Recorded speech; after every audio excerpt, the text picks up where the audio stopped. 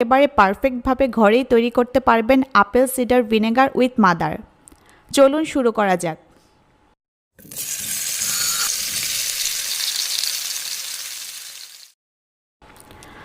Apple cider vinegar with mother তৈরি করতে প্রথমে আমাদের লাগবে আপেল। অবাক করা তথ্য হলো পৃথিবীতে কয়েক হাজার রকমের আপেল রয়েছে। তো আপনারা কোন আপেল ব্যবহার করবেন? এক কথায় বলে দেই, আপনারা যে কোনো আপেল দিয়ে ভিনেগার তৈরি করতে পারবেন। এখানে আমি কিছু আপেল নিয়েছি, তবে আপেলগুলো হতে হবে অর্গানিক বা যে কোনো ধরনের বিষমুক্ত। সকলেই জানেন আমাদের দেশে ফরমালিনের কথা শোনা যায় বিভিন্ন ফলে ব্যবহার করতে, তাই আপেলগুলো আমি প্রথমে ধুয়ে সকল প্রকার বিষমুক্ত করে নিব।